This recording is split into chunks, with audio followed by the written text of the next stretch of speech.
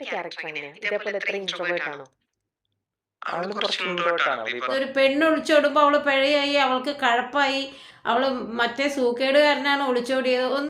Akhil NRDയുടെ wife ഒളിച്ചോടി. ഇന്ന് social media കത്തിക്കുന്ന ഒരു വാർത്തയാണ് കേട്ടോ.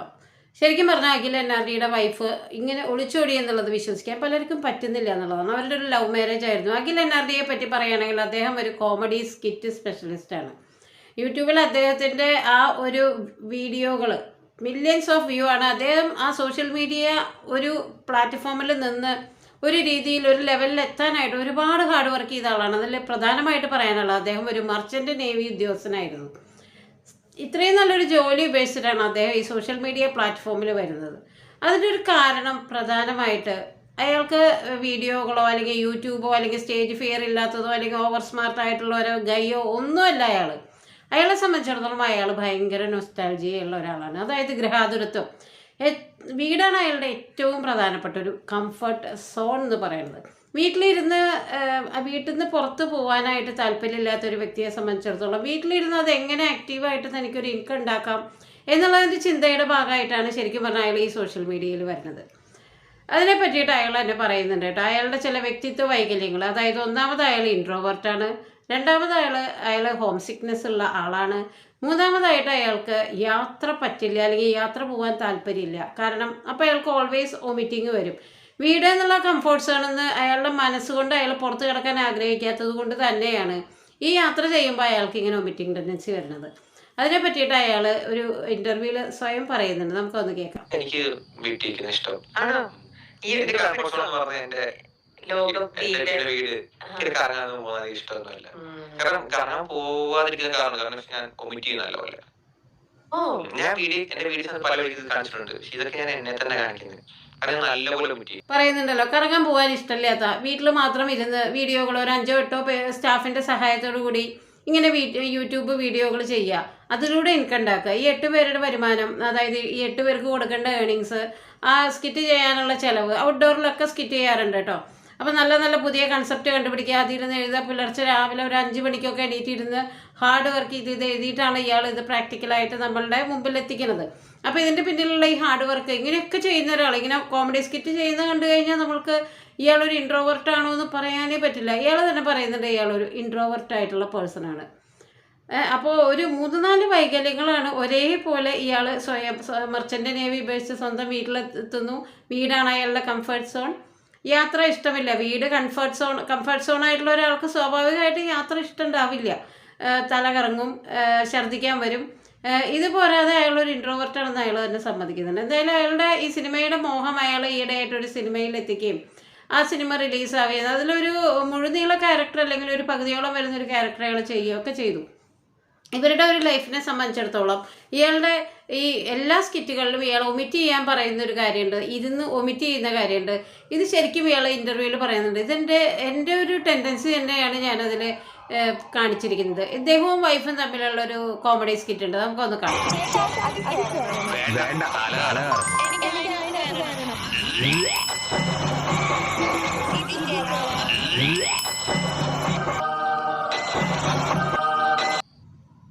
ഇനി വീടിൻ്റെ ഉള്ളിലിരുന്ന് എങ്ങനെ അതിമനോഹരമായ ഒരു സ്കിറ്റ് ചെയ്ത് ഫലിപ്പിക്കാമെന്ന് ഇദ്ദേഹവും വൈഫും നമുക്ക് കാണിച്ചു തരുന്നുണ്ട്.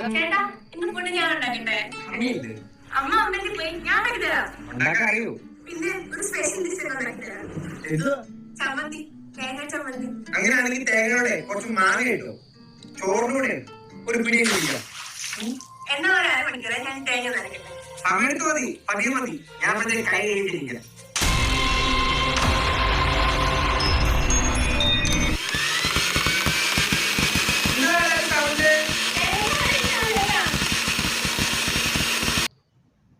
ഇനി ഇവരുടെ വിവാഹത്തെ പറ്റിയിട്ട് ഇന്റർവ്യൂവിൽ ചില ചോദ്യങ്ങൾ ചോദിക്കുന്നുണ്ട്. മേഘയെ എങ്ങനെ കണ്ടുമുട്ടി, മേഘയായിട്ട് ലവ് മാരേജ് ആണോ എന്നുള്ള രീതിയിലൊക്കെ നമുക്ക് ആ ഇന്റർവ്യൂ ഒന്ന് കണ്ടിട്ട് വരാം. അവിടെ ഒരു മടി ഉണ്ടായില്ല. എവിടെ കണ്ടേ? സോഷ്യൽ മീഡിയയിലൂടെ കണ്ടിട്ട് ചാറ്റിംഗ് തുടങ്ങി. ഓക്കെ. പിന്നെ ഫോൺ വിളിച്ചു, അങ്ങനെ കുറച്ചുകൂടെ അടുത്തു. പിന്നെ വിചാരിച്ചു ഒരുപോലെ പോവാം. അങ്ങനെ വീട്ടിൽ പറഞ്ഞു. ആദ്യം കുറച്ച് തെറ്റുണ്ടായ പിന്നെ അവർക്ക് മനസ്സിലായി രണ്ട് വീട്ടുകാർക്കും ഓക്കെ. പിന്നെ സംസാരിച്ചു. അവസാന കല്യാണത്തില് മേഘയുടെ ക്യാരക്ടർ എങ്ങനെയാ? ഇതേപോലെ എത്ര ഇൻട്രോവേർട്ട് ആണോ? അവള് കുറച്ച് ഇൻട്രോവേർട്ടാണ്. ഈ പറഞ്ഞോട്ട് അഫയറും കാര്യങ്ങളൊക്കെ ഉണ്ട്. മേഘയെ സംബന്ധിച്ചിടത്തോളം മേഘയും സോഷ്യൽ മീഡിയയിലുള്ള ഒരു കുട്ടിയായിരുന്നു. അഖിൽ NRD അങ്ങോട്ട് മെസ്സേജ് അയക്കുന്നു. അങ്ങനെ അവർ സോഷ്യൽ മീഡിയ മുഖാന്തരമാണ്. കാര്യം ഇവരുടെ വീട് രണ്ടുപേരുടെയും വീട് അടുത്തടുത്താണെങ്കിലും അവർ തമ്മിലുള്ള പരിചയം എന്ന് പറയുന്നത് സോഷ്യൽ മീഡിയ മുഖാന്തരമാണ്. അങ്ങനെ വീട്ടുകാരെ അറിയിക്കുന്നു. പെട്ടെന്ന് തന്നെ വിവാഹം നടന്നു. അങ്ങനെ ഒരുപാട് അവർ സ്നേഹിച്ച് ഒരുപാട് നടക്കുക അങ്ങനെയൊന്നും ഉണ്ടായില്ല. പെട്ടെന്ന് തന്നെ വിവാഹം എന്നുള്ള ആ കൺസെപ്റ്റിലേക്ക് അവർ കടന്നു. എന്തായാലും മേഘ അതിസുന്ദരിയായിട്ടുള്ളൊരു കുട്ടിയാണ്. നമുക്ക് അവരുടെ ആ ഒരു വിവാഹം ഒന്ന് കാണാം.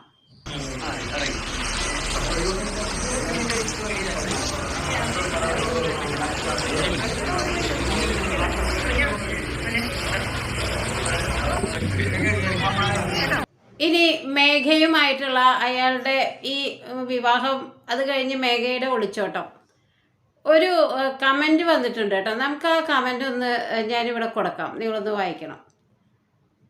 ഈ കമൻറ്റിൽ പ്രധാനമായിട്ട് കുത്തിക്കഴപ്പ്, വഞ്ചകികൾ, ആ മനുഷ്യൻ എങ്ങനെ അത് താങ്ങും, അയാൾക്കതൊരു ഭയങ്കര ഷോക്കായിട്ടില്ലേ, ഇങ്ങനെയുള്ള കാര്യങ്ങളൊക്കെ ഒരുപാട് പറയുന്നുണ്ട് കേട്ടോ. ഈ അഖിൽ NRDയെ സംബന്ധിച്ചിടത്തോളം അയാളുടെ വ്യക്തിത്വ വൈകല്യങ്ങൾ അയാൾ തന്നെ പറഞ്ഞു. പുറത്തേക്ക് കറങ്ങാൻ ഇഷ്ടമല്ല, എപ്പോഴും വൊമിറ്റ് ചെയ്യാനുള്ള ടെൻഡൻസിയുടെ യാത്ര ഉണ്ടാകുമ്പോൾ 24 hours വീടിൻ്റെ ഉള്ളിലിരിക്കുക.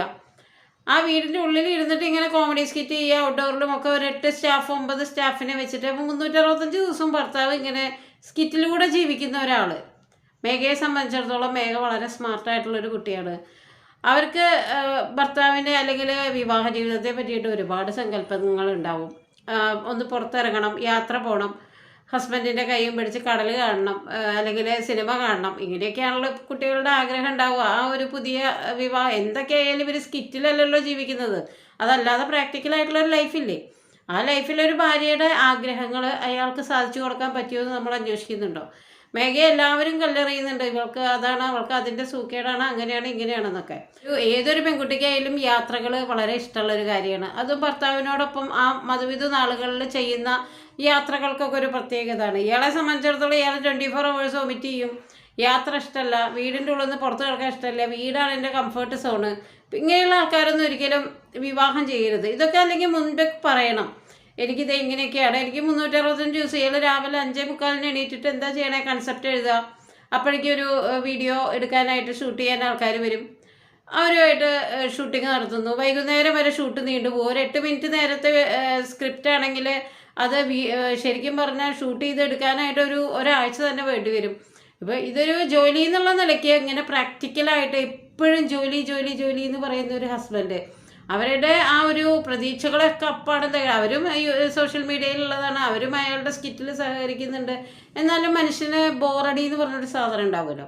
പ്രത്യേകിച്ച് കുട്ടികളൊന്നും ആയിട്ടില്ല. ആ ഒരു വിവാഹ ജീവിതം, യാത്രകൾ ഒക്കെ, വിദേശ യാത്രകൾ, ഇതൊക്കെ സ്വപ്നം കണ്ട് വന്ന മേഘയെ സംബന്ധിച്ചിടത്തോളം ഭർത്താവ് ഒരു സെലിബ്രിറ്റി സ്റ്റാറ്റസിലുള്ള യൂട്യൂബറാണ്, പബ്ലിക് മീഡിയയിൽ നിൽക്കുന്ന ആളാണ്. അതൊക്കെയാണ് അവരെ അയാളിലേക്ക് ആകർഷിച്ച കാര്യങ്ങളെങ്കിലും ഒരു പരിധി കഴിയുമ്പോൾ നമ്മൾ പ്രാഞ്ചേട്ടൻ ആൻഡ് ദ സെയിൻറ്റിൽ ഖുശ്ബുവിൻ്റെയും സിദ്ദിഖിൻ്റെയും കഥാപാത്രം പോലെ തന്നെയാണ്. പരസ്പരം അഭിനയിച്ച്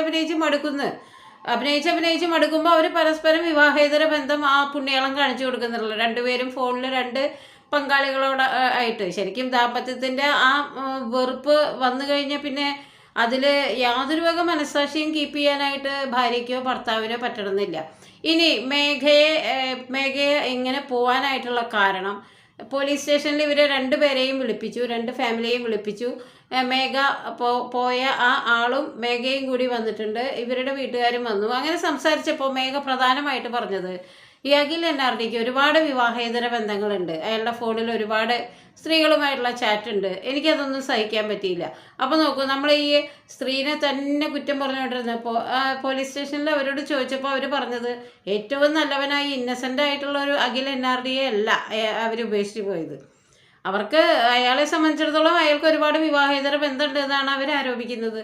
അപ്പോൾ ഇയാളെ സംബന്ധിച്ചിടത്തോളം ഭാര്യയുടെ ഈ മനസ്സോ ഒന്നും ഇയാൾക്ക് അറിയാൻ പറ്റിയില്ല. ഇയാൾ ഭാര്യയെ സ്കിറ്റിൽ ഏകദേശം ഒരു 15-20 ദിവസം മുമ്പ് വരെ നിർബന്ധിച്ചായാലും അല്ലെങ്കിൽ അഭിനയിപ്പിച്ചിട്ടുണ്ട്. അപ്പോൾ അയാളെ സംബന്ധിച്ചിടത്തോളം സ്കിറ്റാണ് പ്രധാനം, കിട്ടുന്ന വരുമാനം. അയാൾ പറയുന്നുണ്ട്, ഞാൻ വരുമാനമൊക്കെ വളരെ ഭംഗിയായിട്ട് സൂക്ഷിച്ച് വെക്കുന്നുണ്ട്, ഞാൻ അധികം സ്പെൻഡ് ചെയ്യാറില്ല, കാരണം എനിക്ക് യാത്രകളില്ലല്ലോ, അതൊക്കെ അമിത ചിലവല്ലേ. അങ്ങനെ ഒരു ലുബ്ധനെ സംബന്ധിച്ചിടത്തോളം ഒരു പെൺകുട്ടിയുടെ സ്വപ്നം എന്താ, വികാരം എന്താ, ഒരു ഭാര്യയുടെ മനസ്സെന്താ എന്നൊന്നും ചിന്തിക്കാൻ പറ്റാതെ ഇങ്ങനെ ഒരൊറ്റ ഒരൊറ്റ മൈൻഡിൽ ഞാൻ എന്നുള്ള ആ കംഫർട്ട് സോണിൽ അയാൾ ഇങ്ങനെ ഇരിക്കുകയാണ്. എൻ്റെ വീട് ഞാൻ എൻ്റെ സ്കിറ്റ്, എൻ്റെ സോഷ്യൽ മീഡിയയിൽ കിട്ടുന്ന വരുമാനം. അപ്പുറത്തൊരു പങ്കാളിയുണ്ട്, അവർക്ക് സ്നേഹമുണ്ട്, സ്വപ്നങ്ങളുണ്ട്, അവൾക്കൊരു മനസ്സുണ്ട് എന്നൊന്നും അറിയാതെ ഇങ്ങനെ പോയിക്കൊണ്ടിരിക്കുക. ഇതിൻ്റെ ഇടയിൽ വിവാഹേതര ബന്ധമുണ്ടെന്ന് ഭാര്യ ആരോപിക്കുന്നു. അപ്പോൾ രണ്ട് മനസ്സുമായിട്ട് അവർ ശരിക്കും പറഞ്ഞാൽ 1 വർഷം 1.5 വർഷമായിട്ടുള്ളൂ. രണ്ട് മനസ്സുമായിട്ട് ഒരു വീട്ടിൽ എത്ര കാലം സഹിച്ച് ജീവിക്കും? ഈ സോഷ്യൽ മീഡിയയിലെ സ്കിറ്റിന് വേണ്ടി മാത്രം അവർക്ക് ജീവിതത്തിൽ അഭിനയിക്കാൻ പറ്റില്ലല്ലോ. പെൺകുട്ടിയെ സംബന്ധിച്ചിടത്തോളം അവൾ വളരെ ചെറുപ്പമാണ്, യങ്ങാണ്, നല്ല വൈബ്രൻ്റ് ആയിട്ടുള്ള ഏജാണ്. അവളെ സംബന്ധിച്ചിടത്തോളം അവൾക്ക് അവളുടെ സ്വപ്നങ്ങൾക്ക് ചിറക് വെപ്പിക്കുന്ന ആരെങ്കിലും, അവളെ അറിയുന്ന ആരെങ്കിലും വന്നു, അവരവരുടെ ജീവിത വഴി നോക്കി ആ സ്ത്രീയും പങ്കാളിയും അവരുടെ വഴിക്ക് പോയി. NRDയുടെ ഭാര്യ ഒളിച്ചോടി. ഒരു സ്ത്രീ ഒളിച്ച് ഓടണമെങ്കിൽ അവളുടെ ഈ പൊതുവായിട്ടുള്ള സമൂഹത്തിലെ അംഗീകൃത ജീവിതം എന്ന് പറയുന്ന ആ വിവാഹ ജീവിതം എന്ന് പറഞ്ഞ ആ മഹത്തായ കൂതാശയിൽ നിന്ന് അവൾ ഒളിച്ചോടി പോകണമെങ്കിൽ അങ്ങനെ ഒരു ഒളിച്ചോട്ടക്കാരി ആവാനായിട്ട് ആഗ്രഹിച്ചിട്ടല്ല അവർ പോണത്. ആ ഒളിച്ചോട്ടം എന്ന് പറയുന്നത് അതിൽ ഒരു 90% പങ്കും ഇപ്പുറത്തുള്ള പങ്കാളിയുടെയാണെന്ന് ഞാൻ പറയും. അയാൾ ഇൻ്റർവ്യൂവിൽ പറയുന്നത് കേട്ട് കഴിഞ്ഞാൽ നമുക്ക് അത്ഭുതം തോന്നും. ഇൻ്റർവ്യൂവിൽ അയാളോട് ആ സ്ത്രീ ഒരു കാര്യം കൂടി ചോദിക്കുന്നുണ്ട്, ഇങ്ങനെ ബോറടിക്കില്ലേ, ഇങ്ങനെ കുറേ ആവുമ്പോൾ ഒരു ബോറടി ഉണ്ടാവില്ല, അപ്പോൾ അതങ്ങനെ മനസ്സ് റിഫ്രഷ് ചെയ്യാനായിട്ട് നിങ്ങൾ എന്താ ചെയ്യാന്ന് അയാൾ ഉടനെ പറയുന്ന ഒരു കാര്യമുണ്ട്. ഞാനൊരു സിനിമയ്ക്ക് പോവും, ഒരു സിനിമ കണ്ടു കഴിഞ്ഞാൽ ഞാൻ ഓക്കെ. അപ്പോൾ വിവാഹിതനാണ്, അപ്പുറത്ത് ഭാര്യ ഇങ്ങനെ ഫ്രസ്ട്രേഷൻ അടിച്ച് ഇങ്ങനെ എപ്പോഴും ഇതന്നെയായിട്ട് മനസ്സാകെ ഇങ്ങനെ ബോറടിച്ചിരിക്കുമ്പോൾ അയാൾ പറയണത് അയാളുടെ മൈൻഡ് ഓക്കെ ആയി, അയാളൊരു സിനിമയ്ക്ക് പോകും. അപ്പോൾ ഭാര്യ എങ്ങോട്ട് പോവും? അയാളെ കൂട്ടാതെ വേറൊരു സിനിമയ്ക്ക് പോയി അയാൾ പറയും നീ എന്തിനാ സിനിമയ്ക്ക് പോയേ ചോദിക്കും. അങ്ങനെയൊക്കെയുള്ള ഫ്രസ്ട്രേഷനായിട്ടുള്ള ഒരു ദാമ്പത്യത്തിൻ്റെ ഈ വഴുവഴുത്ത വെറുപ്പിൻ്റെ തറയിൽ കിടന്ന് പരസ്പരം മത്സരിച്ച് അങ്ങനെ വഴക്കുണ്ടാക്കി ഒരുപാട് വർഷം ഇതിങ്ങനെ നീട്ടിക്കൊണ്ട് പോകുന്നതിനേക്കാളും ഭേദമല്ലേ തുടക്കത്തിൽ ഇവർ പരസ്പരം അറിയാതെ രണ്ടുപേരും 2 ലോകത്തായിരുന്നു. ഒരാൾ ഫോണിലൂടെ എക്സ്ട്രാ മാരിറ്റൽ അഫെയർസ്, മറ്റാൾ വേറൊരാളുമായിട്ട് എക്സ്ട്രാ മാരിറ്റൽ അഫെയർ. അപ്പോൾ ഈ ശരിക്കും പറഞ്ഞാൽ പ്രാചേട്ടൻ ആൻഡ് സെയിൻറ്റിലെ ഖുശ്ബുവിൻ്റെയും ഹസ്ബൻഡിൻ്റെയും പോലെ തന്നെ പരസ്പരം പങ്കാളികളാണ്, ഈ വീഡിയോകളൊക്കെ ചെയ്യുന്നുണ്ട്. അതിൻ്റെ ഒപ്പം തന്നെ അപ്പുറത്തും ഇപ്പുറത്തും അവർ അവിഹിത ബന്ധങ്ങൾ അവരുടേതായിട്ടുള്ളൊരു ചാനലൈസിലൂടെ ഇങ്ങനെ പോകുന്നുണ്ട്. എന്തായാലും പോകാനുള്ളവർക്ക് അവരുടേതായിട്ടുള്ള കാരണം കാണും. അതൊരു പെണ്ണൊളിച്ചോടുമ്പോൾ അവൾ പിഴയായി, അവൾക്ക് കഴപ്പായി, അവൾ മറ്റേ സൂക്കേടുകാരനാണ് ഒളിച്ചോടിയത്, ഒന്നുമല്ല, അവൾക്കൊരു മനസ്സുണ്ട് എന്നുള്ളത് ചിന്തിക്കാൻ ഇപ്പോഴും സമൂഹം പഠിച്ചിട്ടില്ല എന്നുള്ളതാണ്. എല്ലാവർക്കും നന്മ വരട്ടെ. നന്ദി, നമസ്കാരം.